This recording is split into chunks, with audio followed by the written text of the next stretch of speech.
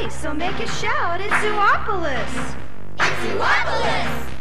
It's hip, it's quite the scene. If you're purple or you're green in Zoo-opolis. It's Zoo-opolis. We got big cats are cool, and we never go to school. Every day's a laugh, watch the hippo take a bath. You'll never want to leave, it's a place you can't believe. It'll make you want to dance, clap your hands and take a chance in Zoo-opolis. It's Zoo-opolis. It's Zoo-opolis.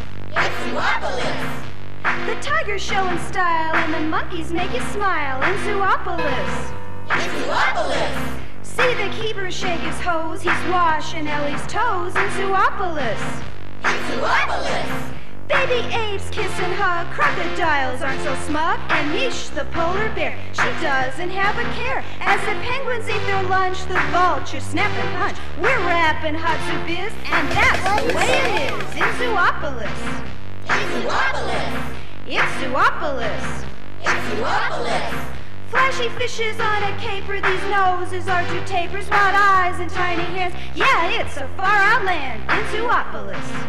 It's Zoo-opolis. Yeah, Zoo-opolis. Yeah, Zoo-opolis. It's Zoo-opolis. It's Zoo-opolis. Zoo-opolis. Whee! What a wild ride! Oh, Zoo-opolis! Oh, I just love that song! Oh, Zoo-opolis! Fred, I should be singing Fred. this song! Fred, get out of my way! I'm the star of the show! Hello! I'm Gilda Gorgeous. I'm your hostess today for a very special journey through the zoo to see things nobody can see unless they live or work at a zoo. I'm taking them! No, you're not, Fred. I'm going to do it. I got this job because I'm the tallest one here, and I can see everything. So there, I'm Gilda Gorgeous. Oh, shucks, she always gets the best jobs. Ignore him. He's just jealous. Let me tell you about today's exciting Zoo-opolis adventures. We'll meet Mishka, the crazy polar bear. Go underground where the animals sleep at night. Venture into the tiger's backyard. Applaud Harold, Zoo-opolis' superstar. See the elephants get a manicure. Find out about this man and his baby gorilla. Meet Hornrietta, the hornbill who thinks she's a cocker spaniel. And Shandar, the white tiger whose real name is Chippers. We'll even accompany Lucy the lion when she goes to the dentist. Oh, I love the dentist, don't you? Oh, look, there's Mishka and Dawn the bear keeper. Let's check them out. Whee!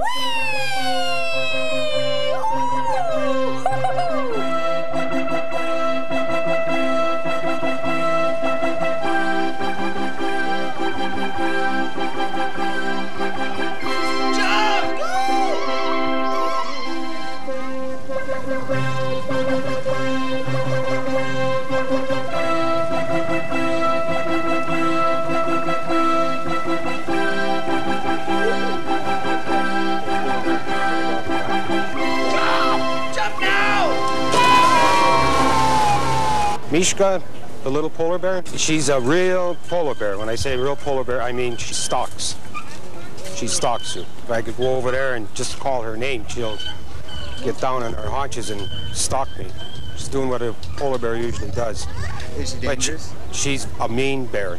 She doesn't look it, but she is a mean bear. Let's ask Dr. Gil Bosey, our zoo director, about Mishka, the polar bear. I'd say Mishka is a very popular exhibit animal because, one, she's beautiful, and two, she is a very active animal, and she is also active during the peak visitor time, which makes her truly a popular animal at our zoo. She has an interesting personality in that she seems to be a crowd pleaser. She knows that activity tends to keep a lot of response. She displays some of the traits that make polar bears so popular. One, they're beautiful. That white color, so clean, and they look also quite cuddly in a way. However, a polar bear is not a cuddly little bear. A polar bear is a very capable hunter. They grow and become quite large, could be over 1,000 pounds, and in many cases their antics, which are in some cases quite interesting because it's alleged by Eskimos that even when they hunt, as they crawl on their stomachs, they put their paw in front of their nose so that they blend totally in with the white environment. And also polar bears, as other bears, seem to be able to develop certain little tricks by virtue of how the public responds to what they are doing. He looked back to make sure you're all watching.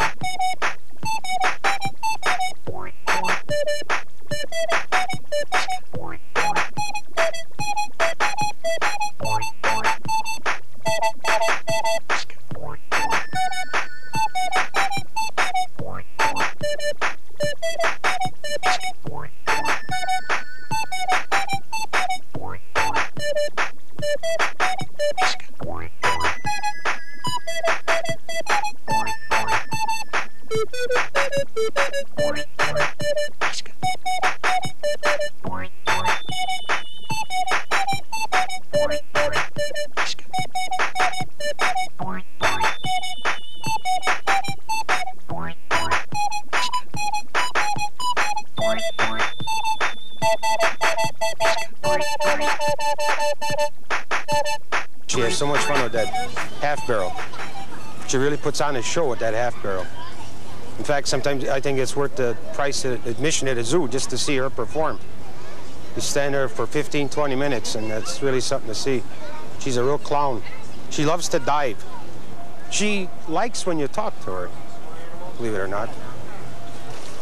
Stand up and throw it. Stand up.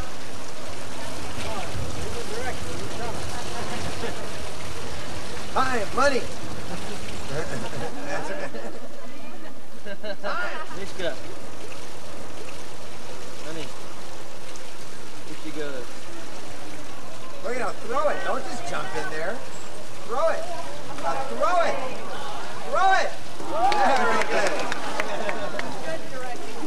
good. Mishka is famous for taking that barrel off. Besides playing with it, she'll go underwater and disconnect the bolt. In fact, she's disconnected the bolt, took the barrel out, took the barrel for a walk. She's also disconnected. There's a regular type sewer cover down there that she dismantled and moved. And we figured that cover is well over 100 pounds, plus being underwater, and she moved it around like nobody's business. When she took the washers and the bolts off the sewer cover, she neatly stacked them on the edge of the pool. Well, I would have to drain the pool then and have a maintenance department come and refasten the barrel with the bolt to the cable and to the manhole.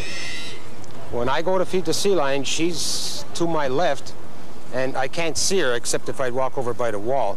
She knows I'm feeding the sea lions, and she sits there and waits.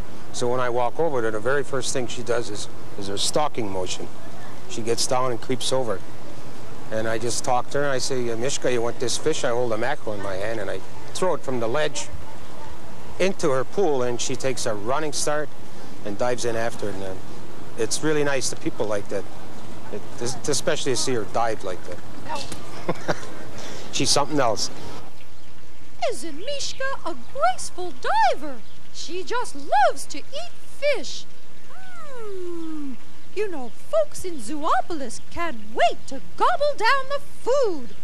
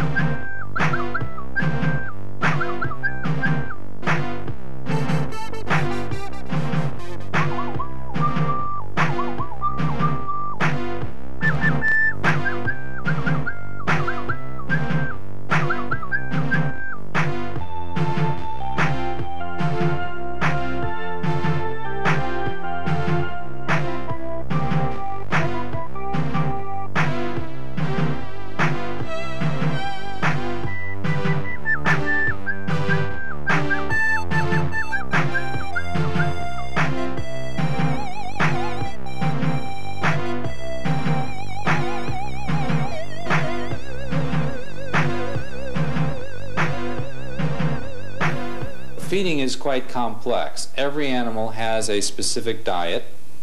The diet has X amount of scientific prepared food in it, and then of course the regular produce, food, vegetables, or the meat products. So when you feed animals, you really have to get down to diagnosing what it is that they need down to trace minerals, putting that together in a diet, and then also being very concerned about the psychological aspect of feeding. Animals in the wild don't have just one feeding at the same time every day. They have a varied diet. In fact, in some cases, the big cats, they have a fast day. There's a day where they don't eat, because carnivores do have meals where they may make a kill and eat and then go a couple days without a kill and then make another kill. So we try to design our food program, our feeding program, as close to nature as possible. For instance, if you look at our Cinereus or our griffon vultures, you'd find that these are normally scavengers. So you could give them a tray of food, but we like to put out things such as oxtails or neck bones, something with a little bit of flesh on it, so that they are actually feeding like a scavenger at a particular time, picking morsels of meat from bone. This makes it a very natural behavior and is actually a natural way of feeding. We just like to feed them oxtails. We usually try to give them to them twice a week. It's like more natural feeding for the vultures. So now they get fed a ground mix every night, and we just put it in pans. But twice a week we try to give them the oxtails. They have to work at it. There's a lot of social interaction. There's nothing really harmful. No one gets hurt or anything, but it's just more natural for them, and it simulates their wild conditions much closer than it does always giving them the ground mix.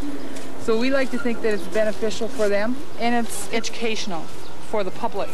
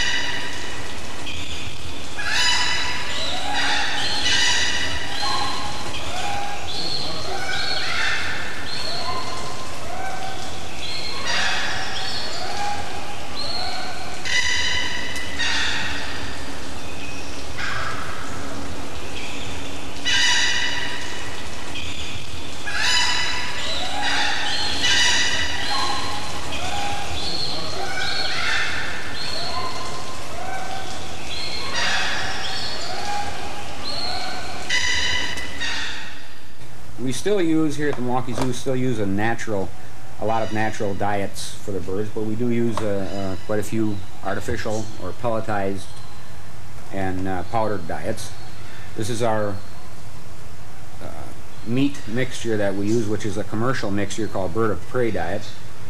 And then we have ground or grated apples and eggs, hard-boiled, with our what we call diet number 1 mixture on there, which has pablum and various other vitamins and minerals and so on added to it.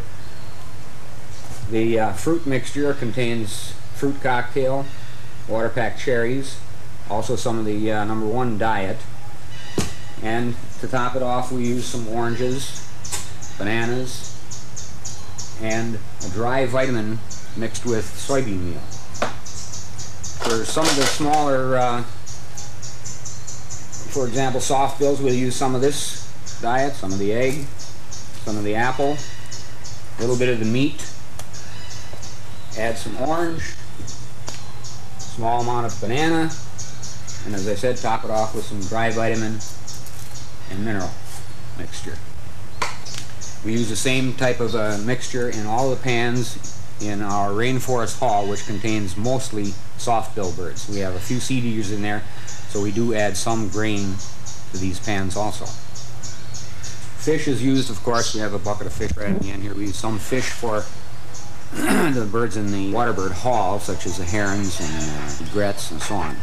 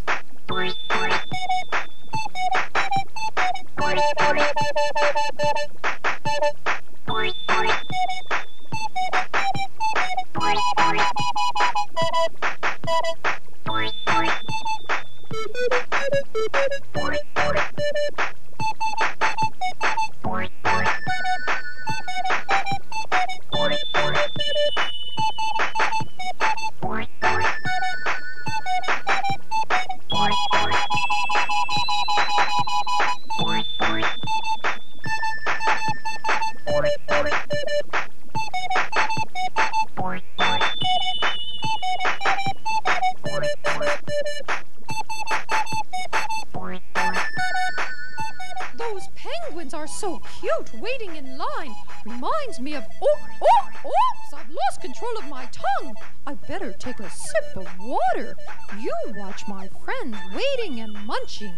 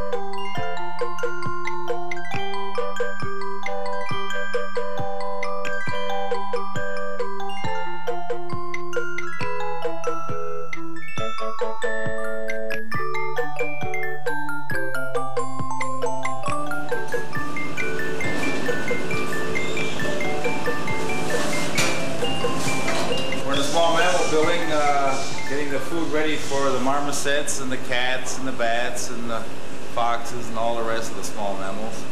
You have a view right now of the kitchen area where we do all the preparation, and I'm about to let in the marmosets so you can see their reaction to the food cutting, which is rather interesting to a lot of people. They're checking it out.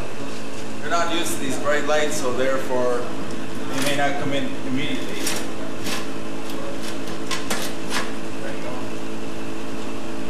It'll be along. There's one already. There's two. Those are probably the males. Number 3 is coming. 4. They're the smallest of the monkeys. Very gregarious. Just by sight alone, they can, you know, when you're preparing food for them, they just love bananas. Oh my goodness, look at that. That's their number 1 treat. Where's the rest of the gang? We got some babies out there too. A lot of the food comes prepared, some of it's frozen, some of it's canned. This is canned primate diet. It's got everything in it except meat. This particular animal will get a marmoset diet, which has got 1, maybe 2 more ingredients than the regular one. And then we have our cans laid out for the various animals, and a lot of the food is in biscuit form, like this monkey chow. We have a mixture of cat food and dog food there for your foxes and your cats. Galagos, dwarf galagos, grand galagos, bushtail galagos. You get fed once a day, afternoons. You get diet vitamins added to their diet to make a full complement of nutrition. This is what we make up every day, and we call it a salad, which most of the animals here get except the cats. And it consists of bananas, oranges, cottage cheese, powdered vitamins, minerals, and your canned primate diet. And we blend that together, and we give a little bit to each animal accordingly. It's a salad. Looks tasty. I could eat it. I could eat it too. Salad is so good for my figure. I watch myself. We all do in Zoo-opolis, staying healthy. Large and lovely. Isn't she cute? My! Here's the adorable Miss Hippo. She eats lots of plants. I wonder what her grocery bill is. Here's another big spender. Eating is love, you know. I love to eat. I can chew and chew and chew. And so can all my children. Oh, look, there's my sweet child. Isn't she beautiful? Don't you just love babies? I do. Babies are the best thing about Zoo-opolis. One of the most popular things at a zoo are the baby animals, those that are born and raised at a zoo. People just love to see the babies. In our zoo, we have quite a few babies right now, some on display, some not on display. Snow leopards may come out, baby moose is out all the time. We have baby gorillas. We have some baby antelope at this time. The goal of a zoo would be to have the infants raised by their mothers or their mother. Sometimes it doesn't work. Now you'll see the moose being raised by its mother, and the snow leopards are with their mother, but Mandara and Kuya, the 2 young lowland gorillas, are not with their mothers. The baby gorillas are, Kuya and Mandara, are in a program now. These animals had, for various reasons, had to be separated from their mothers and hand raised, although we don't like to do this. In this case, it had to be done for the survival of the infants. And what we are trying to do is prevent these gorillas from becoming human-like, and also we're trying to encourage them to develop normally to their maximum capacity. To do this, We have a volunteer program where we have trained volunteers who act as surrogate mothers for these animals throughout their waking hours. There is a person there to care for them, to comfort them, to carry them, to act as their mother, and feed them. We have trained these people in an attempt to make these gorillas feel like they're in a more natural environment than they obviously are. Hand-raising animals can be a frustrating experience because these animals may become imprinted on humans and then fail to act as the species they are. We feel that the program is being very successful. There is a student who's comparing Mandara with other hand-raised gorillas and other gorilla mother-raised gorillas, and Mandara very favorably compares with those gorillas that are being raised by their mothers. It's a long, involved process. We've had volunteers on this program for more than 2 years now, and they've spent 24 hours a day for many months, and now they're down to like 16 hours a day because the gorillas are asleep the rest of the time. But still, it's many, many hours that are put in 7 days a week. There's no breaks in raising infant gorillas. Mandara, come here.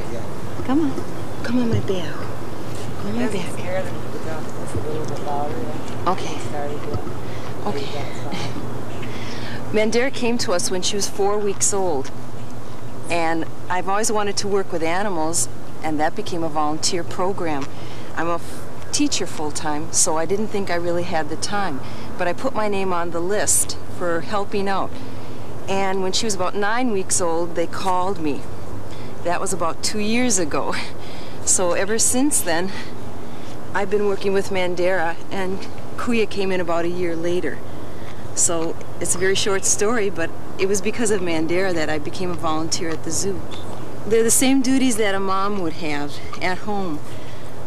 Feeding them, cleaning up after them, settling their scraps between them, because it's an older one playing with a younger one. The older one wants to play a little bit more rough. Yep.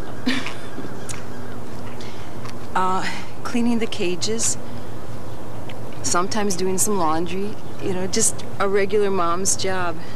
A glorified babysitting, maybe. Well, I see that they're very affectionate. Can you tell us about that? They are a very affectionate animal. Mandara shows affections like when she's angry, she will go through some kind of a pouting procedure where she will leave you and sit in a corner, sometimes not even look at you. And there are times when she comes up and she hugs you very hard. There are times when she will just sit in your lap quietly.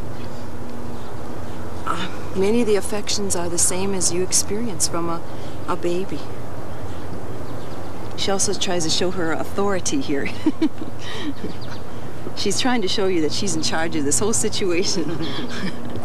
We've experienced a number of situations that I suppose we would call jealousy, where when the new baby Kuya came in and we had to work with, stay up here, come on.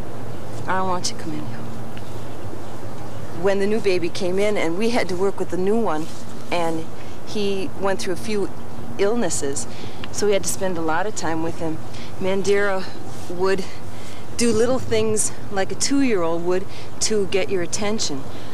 Like come and snatch things out of your pocket, come and pull your hair, turn things over on you, anything to come and get your attention while you were working with the baby, which I experienced as a normal situation from my nieces and nephews.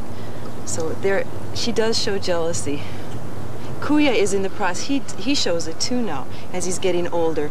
When you're sitting with Mandara, they will push each other off when they come and sit on my back, they will push each other off my back to get onto it. You get pretty close to them.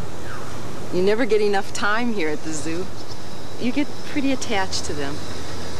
But you listen to people who've had a dog or a cat for 10 or 15 years, and it's probably pretty much the same. I think these animals, that's okay. These animals are so similar to us. Perhaps the attachment is a little more. I love animals in general, so I'm a pretty bad judge. Mm. You're okay. You want to move forward? Come. Come on. She's a little nervous. She gets more frightened of situations where Kuya, being a little younger, he's kind of oblivious to them. He just takes them in stride. Data shows better raise them with human contact than in social isolation, but best raise them with gorillas. So consequently, Mandara had 1 year with Mandara moms, and then the second year with Mandara moms and Kuya. So we're trying to give them the best of both worlds, and the goal will be to slowly wean them from the human contact and bring them more and more into gorilla contact. We have constantly exposed Mandara and Kuya to other gorillas, gorillas to them, and our goal would be to have Mandara and Kuya into a social setting with other gorillas. But it is a long process. I don't know if it's a preference or not, but after a 4-hour shift, and the mom has probably disciplined, especially Mandara up here, has disciplined her once or twice, she's ready for a new mom. And when the mom comes on, she usually greets her with a, she goes and usually hugs her, like, oh boy, I'm glad I have somebody new. Or the mom kind of wears out after 4-hour shift, and she's ready to, she's still going 80 miles an hour, so she's ready for a fresh mom. So I don't know if she actually shows a preference between us. We've never all been together, I suppose. I think she reacts differently to the different moms because they react differently to her. Some moms are maybe a little bit more strict with discipline than others, and she's got them pretty well all pegged as to what she can get away with each one. Yeah, that's true. It's like each babysitter, they know which one they can con into staying up late and which one they can't, and so she's got it pretty well figured out. She loves clover flowers. That's what she's eating. That's a good way to win her heart. We'll know whether it's successful or not if they become healthy adults and reproduce. Then we know we've done our job. At this time, the way I see it, and in my experience with other great apes at other zoos, when I've been involved in such programs, we have succeeded, and I think we're succeeding with this one, and it shows that if you really set up a good program, zoos can raise these youngsters and work them back into the social environment of their species and really make it work. This is our female Shagatsi's third litter. Years ago it was quite a special event to have snow leopards born. They weren't born very often in captivity. The abundance of many of the wild animals is not there anymore. Years ago, when zoos needed new animals, they would just go to the wild and capture a few. What it meant at that time was just so many less for the fur traders. But the wild population has deteriorated to the point where there just is not a population there to restock zoos or wild animal parks. So all of the animals you see in zoos nowadays are born at zoos. And in recent years, the survival rate of the snow leopards has increased. It was only about 3 years ago that the survival rate of youngsters was only about 50%. And now it's increased to the point where you do find snow leopards on surplus lists, which was unheard of a few years back. The care of the cats is all up to mama. We don't really have to do anything. Last year, we only handled them when they needed inoculations.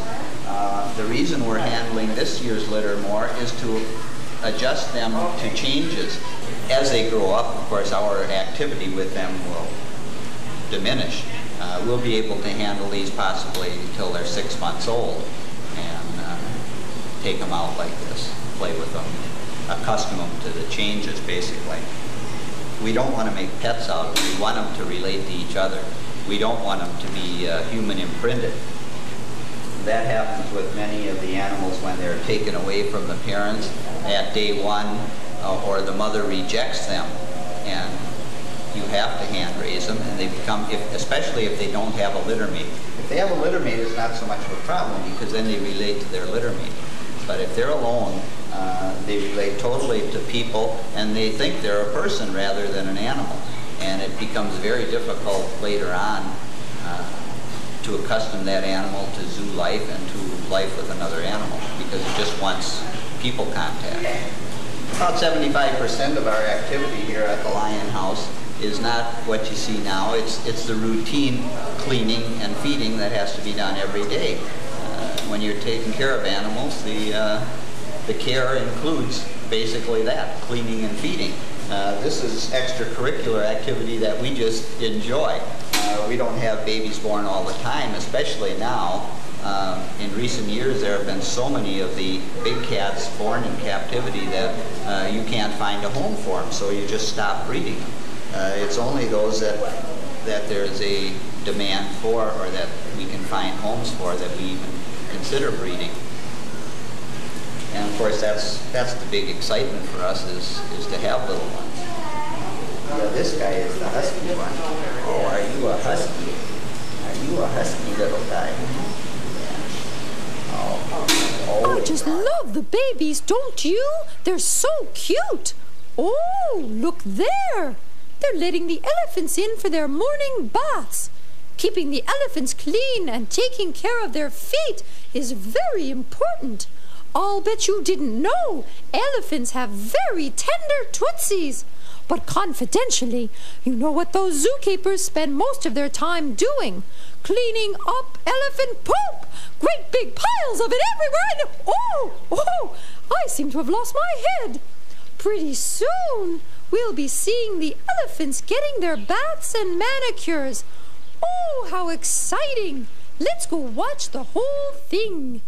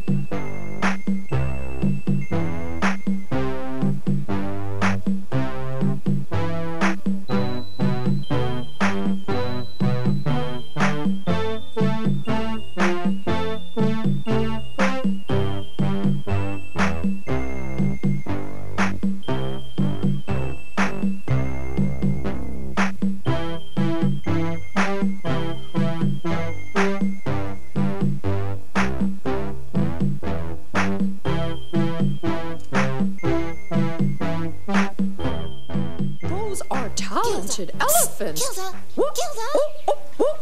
Who's that calling me? Whatever do you want? Harold sent me with an important message.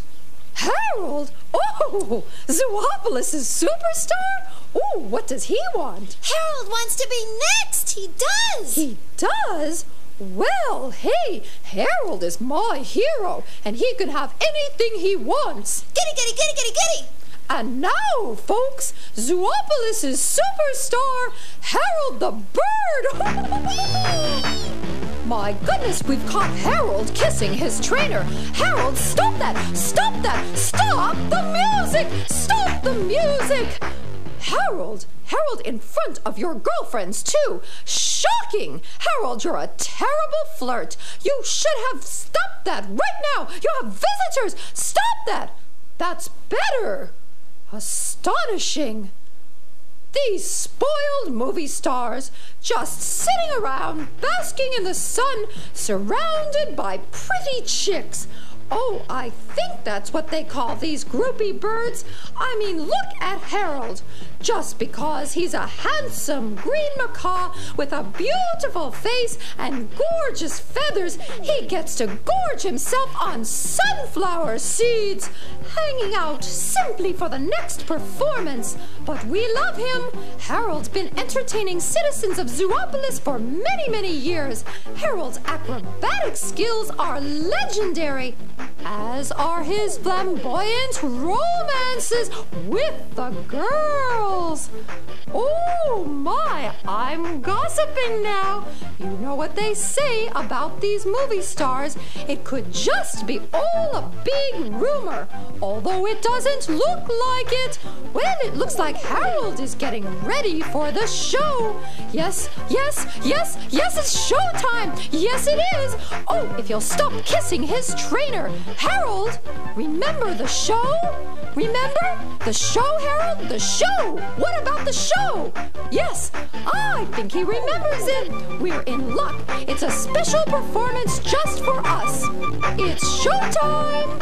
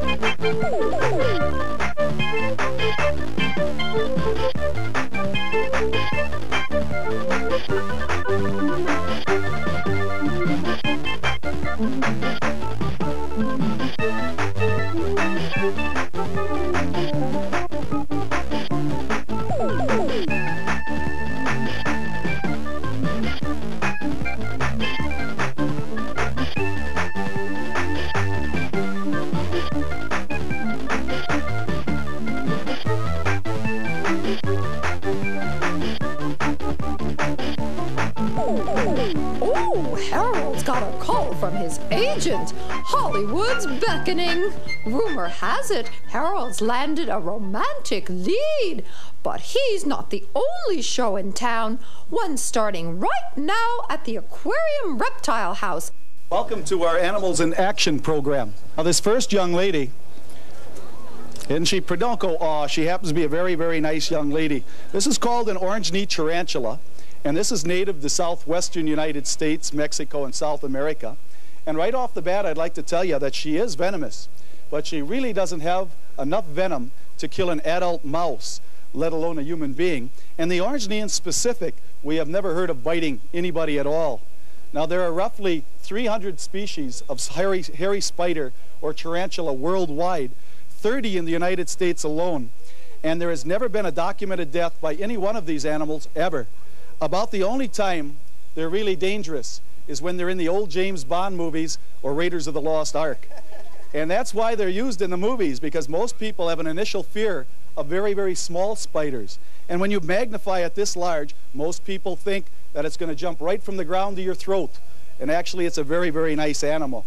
Now, if you look closely, this animal appears to have 10 legs, but all spiders have 8 legs. These two small ones here in front are actually modified mouth parts. Again, if you look closely, she's got 8 eyes. Most spiders have anywhere from no eyes at all to 14 eyes.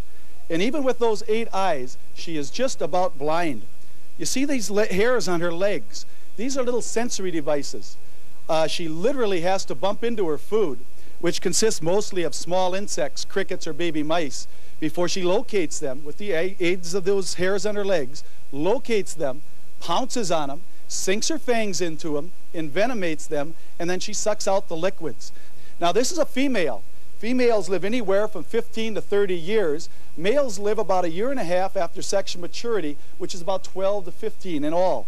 And she has a nice set of fangs here. They're anywhere from 1/4 inch to 1/2 inch long. And if she would happen to bite somebody, it's supposed to feel like somebody stabbing you in the hand with a fork and then vibrating the fork back and forth.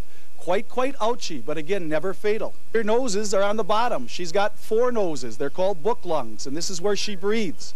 By the way, she happens to be a very, very good mother. She'll put a nice carpet of webbing down. She'll lay 1 egg sac, a little bit smaller than the size of a nickel, and a little off-white in color. Then she covers that up with another webbing. Sort of looks like a sandwich or a hammock. And that she guards. And out of that 1 egg sac comes marching approximately 200 to 400 baby tarantulas. Now that seems like an awful lot of tarantulas, but nature puts her big foot right in the middle of it. The babies tend to be very, very cannibalistic. They tend to eat each other quite rapidly. So probably at the end, out of that 200 to 400 babies, maybe 2 or 3 will actually make it to sexual maturity. And that's kind of nice. Nature does step in. Otherwise, well, we'd be up to our chins in tarantulas in no time at all. The last thing I'd like to tell you about them is that they are an invertebrate. The bones are all on the outside. The skeleton is on the outside. I like to compare them somewhat to a very, very stale jelly-filled donut. Very, very hard on the outside, filled with a heavy, clear liquid blood on the inside, very low in platelets or coagulating cells. So if I would accidentally tear a leg off or drop her from this height, she'd go splotch like an overripe grape and literally bleed to death very, very fast. There's 300 species of tarantulas or hairy spiders. Some range from about 1/4 inch in diameter to about 10.5 inches in diameter. That's as big as a dinner plate. So when you sit down for supper tonight, take a look at your dinner plate. Figure a tarantula that big, actually feeding on birds in treetop level.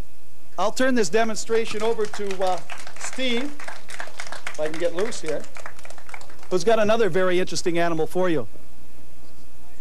This is a Mexican milk snake. Now you can see the tongue flicking. All snakes do this. This is their primary sensory device that they use for telling themselves what's around them in the world.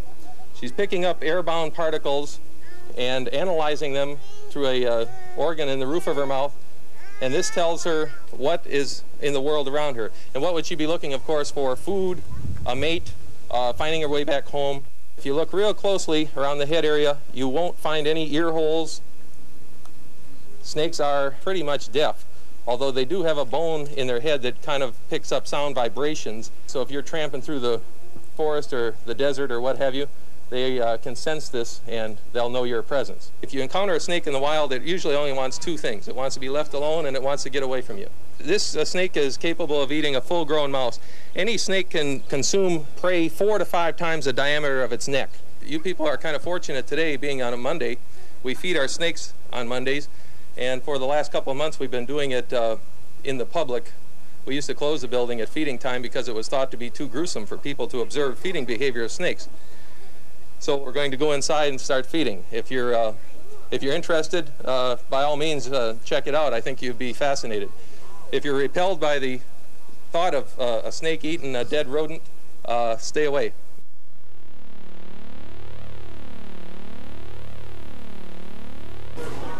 Okay, we're going to go in the behind the scenes of the poison snake area. Now this is where we do a lot of the feeding and we maintain a lot of the specimens back here.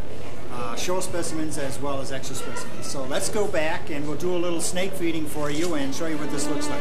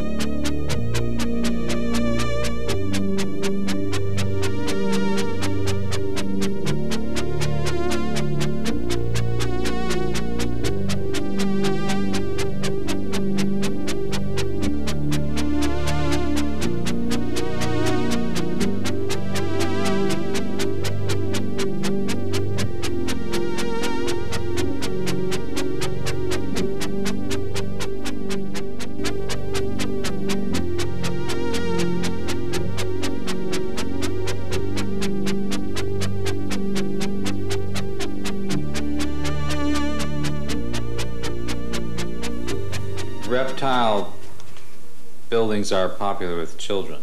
And there is always this fascination of getting close to snakes because many people have an innate fear of snakes.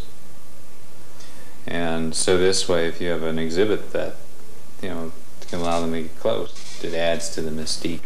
As far as transferring animals, most animals are trained to shift. With the venomous snakes, that's the most perhaps technically difficult because you have to have people who have skills in handling the snake hook and so on.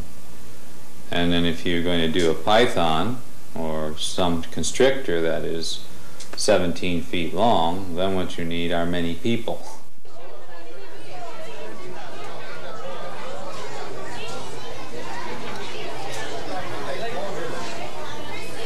My name is John Kowalski. I work here in the aquarium reptile building. And as far as feeding the alligator, okay, generally what we do, it is considered a potentially dangerous animal, so we always work in pairs. What you have to go in there, of course, if one is in the near doorway, you take a buckboard along, and of course you just shove them out of the way. As funny as it sounds, it may look a little bit rough to a lot of people. It's really not. They're very heavily armored animals, and such a procedure isn't all that hard on the animal. At that point, once we get them into the water, then of course we can start with the feeding. Generally, you shake a couple fish in the water, the scent goes in along with the noise, and oftentimes they react to this and they come over to be fed at that time. They're well conditioned to this. They do lunge, yeah, but mostly it's what we call a false lunge. They aren't really out to get you. They're just, it's kind of a little bit of a show. Show a little bit of dominance, maybe.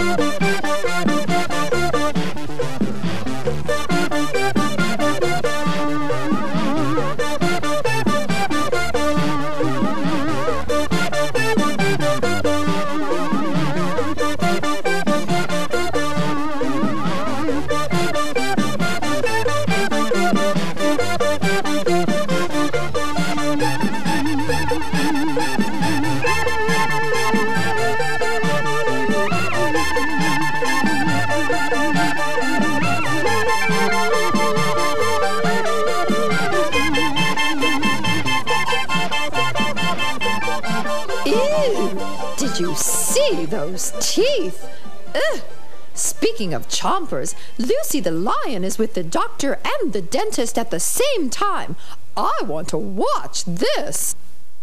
Today we anesthetize Lucy, the female lion, to give her a hormone implant which we put under her skin, and this is a rubberized cylinder with a synthetic hormone that gradually diffuses out into the body and is absorbed by the body of the lion, which prevents her from ovulating and hence prevents her from becoming pregnant.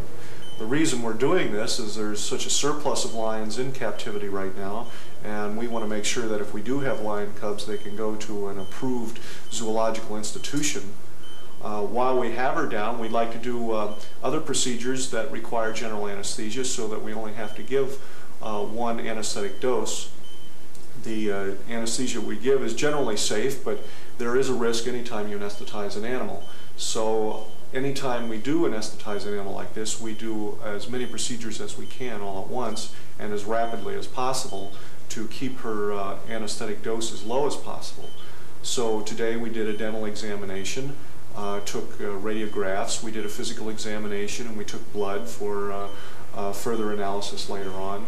And all of this was done as fast as we could. Today we took advantage of the general anesthesia for Lucy's birth control implant to examine her teeth. We knew that she had a couple of damaged teeth and they've been broken a while, and we want to just make sure there was no pathology, no infection or anything that needed to be repaired.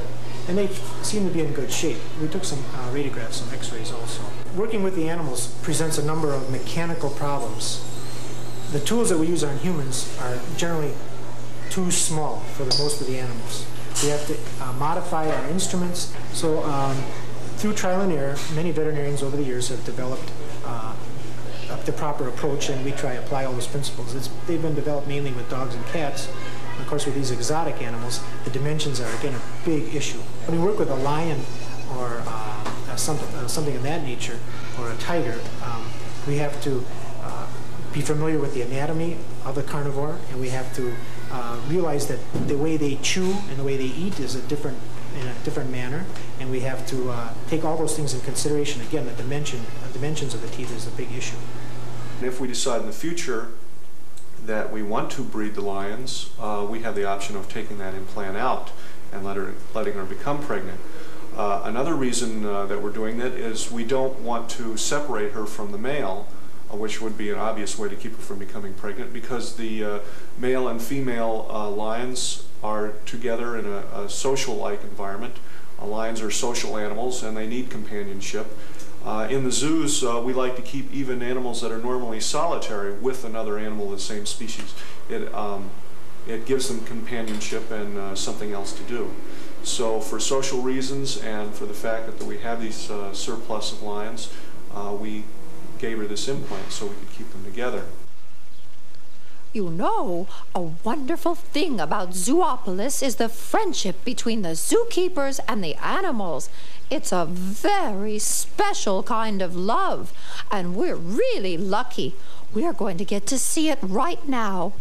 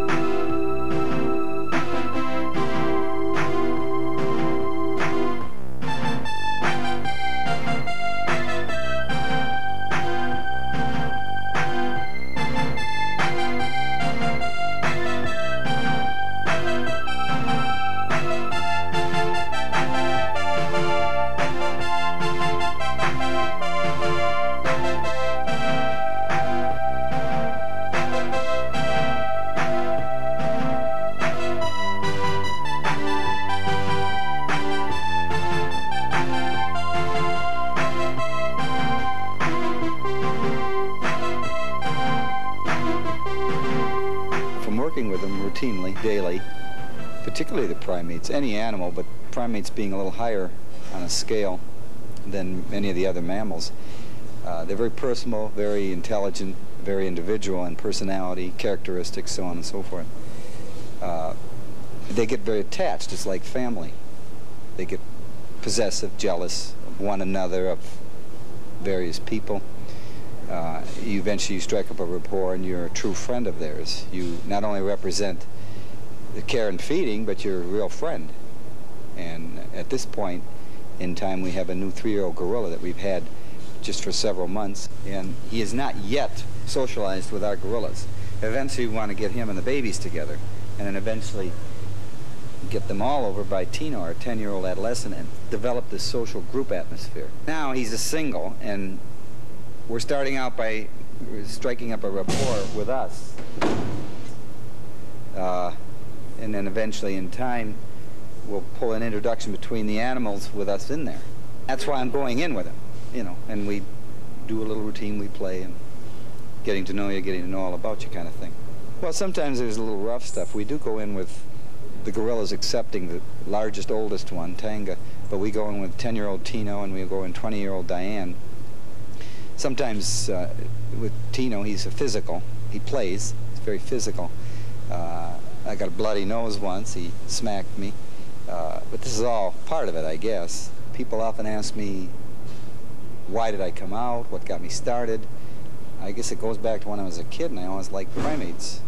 I'd hang around pet shops where they had monkeys. I'd go to the zoo frequently. And I think as a young child, if you're able to develop your interest into something you want to do, knowing you're going to be at work for 40 years or whatever, and that's what it's about.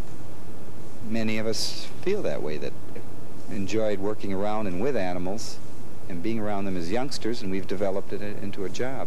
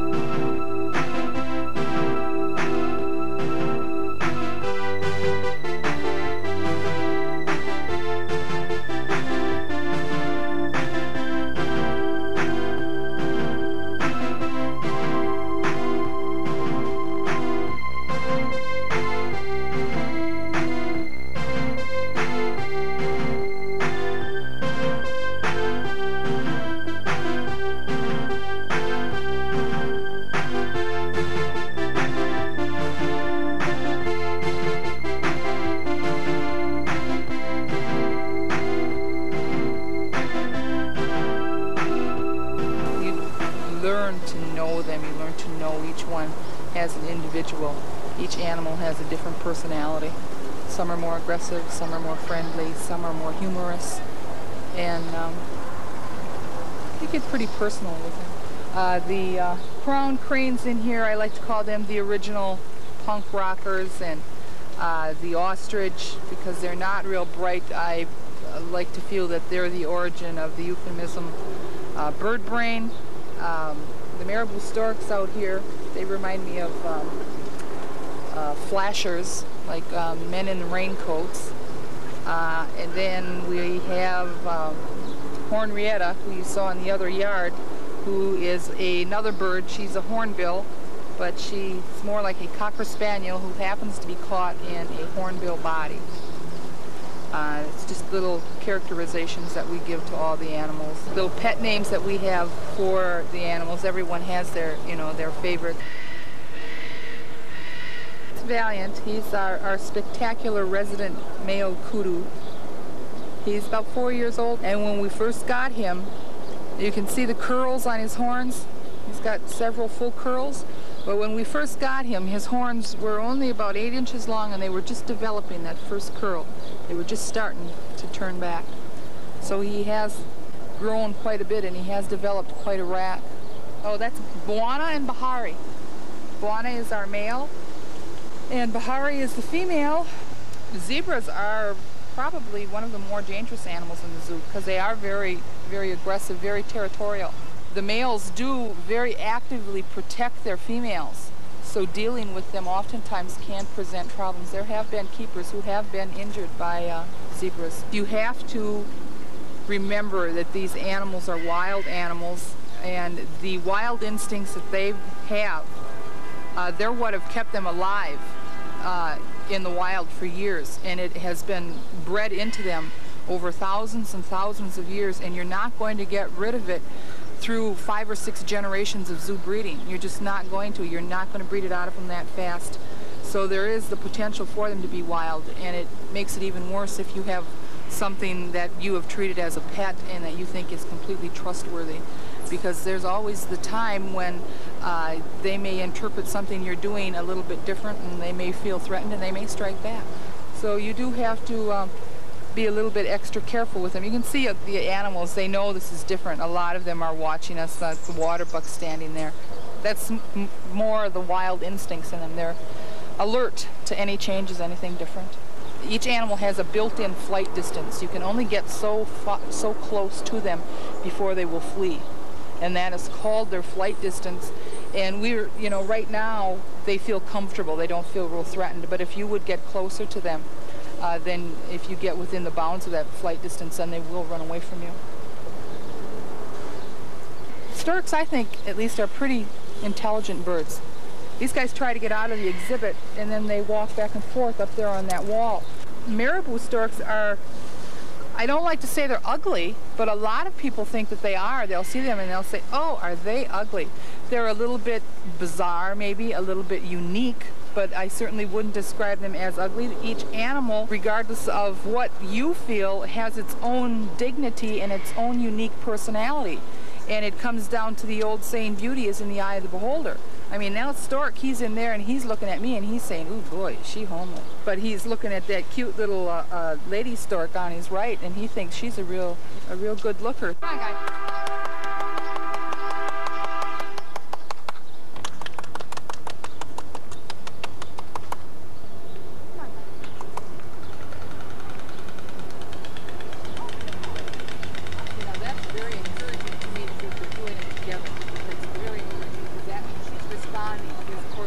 When he displays and then she responded with a little bit of clattering, that means that she's interested in him, and it's the first step in the stork's courtship, and that's what we're trying to accomplish, to get the storks to breed. What is that?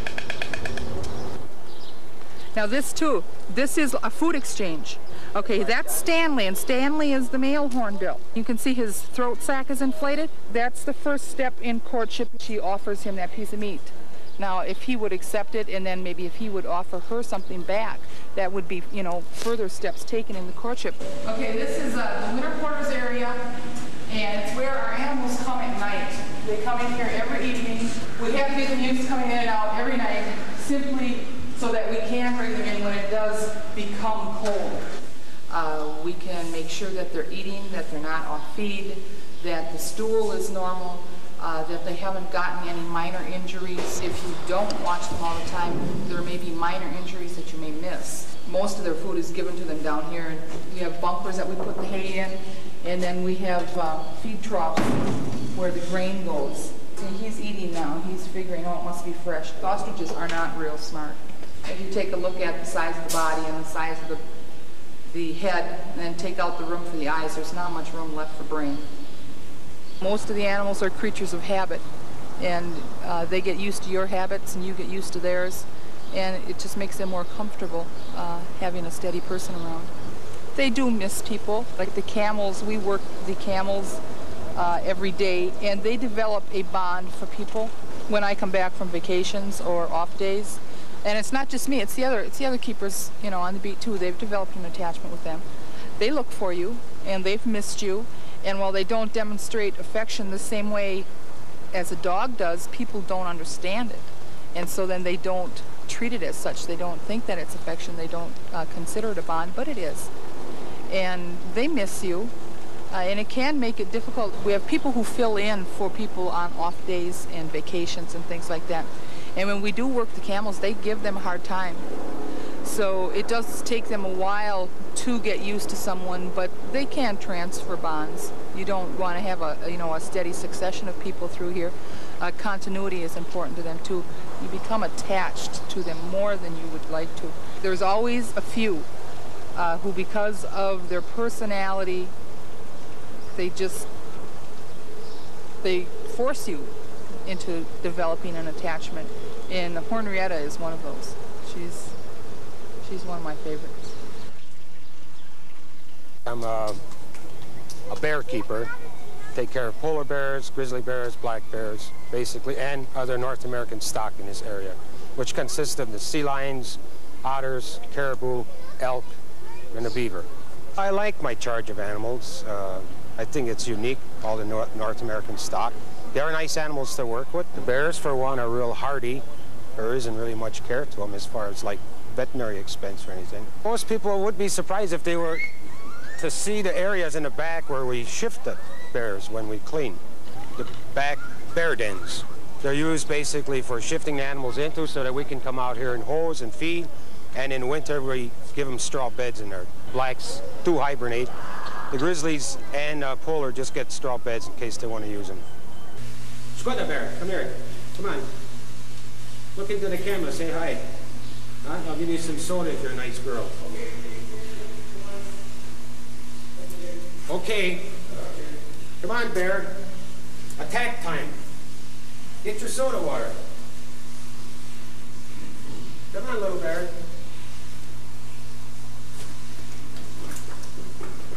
She let me go. She takes a swipe and she's a liar. I mean, they usually do that. When you tell people something when you think they're show the birds, they don't do it. It's a unique job. You know, there's just so many people that can do this, and I like it. It's interesting. And if you maintain a good attitude towards your work, you can learn a lot about animals. Animals can fool you. I do believe there is no such thing as a dumb animal. No way. You want to drive, huh? You've got a Genius friend. girl here. Steering wheel. Hey, look at her. Look at that. She sure seems to know what to do. You know what to do, huh? There's a gear. Just don't party on me, okay? Gee, we should get a command for that. Look at the camera. There you go.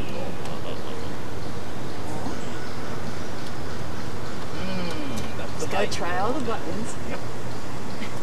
First gorilla in driver's education. It is at times very easy to develop emotional involvement and emotional attachment to the animals. More and more zoo animals are zoo-born animals. More and more endangered species are breeding in zoos to perpetuate the species so that just in case they are threatened in the wild, zoos will always have sort of a species bank, an insurance against the ultimate extinction. It's better to have animals even in captivity than not having them at all. Look at that, what a pretty pose. Yeah. Like a pretty boy. Chippers, come on. Come on, Chippers. What's the matter, fly bite you, Chippers? Come on, Chippers, come on over here. Chippers, can you catch it? No, he's not very agile cat, is he? A cat would grab that. He's just a big old futzy hand. Come on, Chippy. Look at those two nice pieces on the log. There's our boy. Look at that nice guy. He is the nicest guy. Such an easygoing cat, aren't you?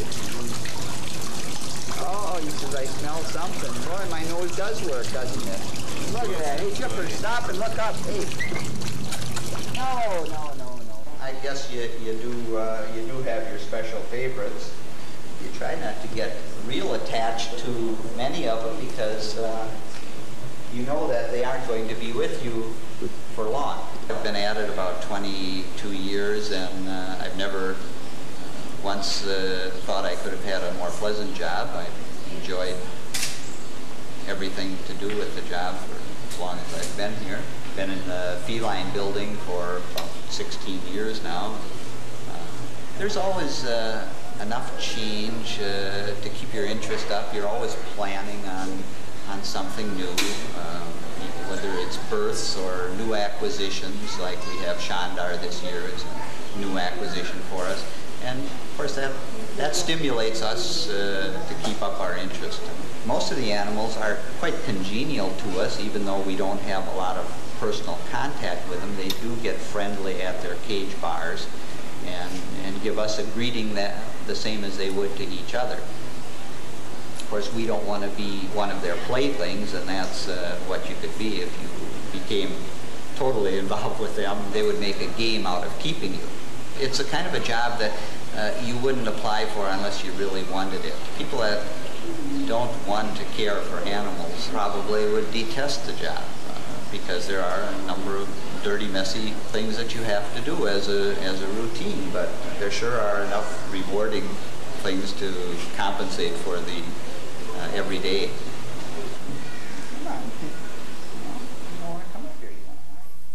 That's our journey from Zoo-opolis. It's been fabulous. Oh, showing you around from all the zookeepers and all of the animals and me. Gilda Gorgeous, goodbye. And remember, we love you. Oh, my, what fun I'm having. Goodbye, goodbye, goodbye.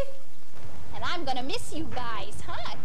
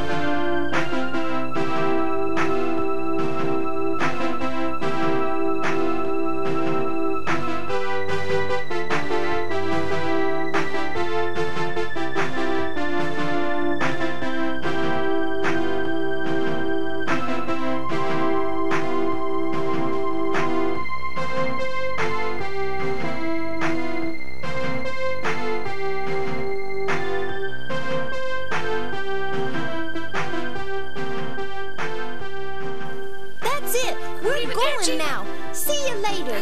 Ciao. Adios. Bon voyage. We're history. We're out of here. I mean, goodbye. Zookeepers, you can go home now.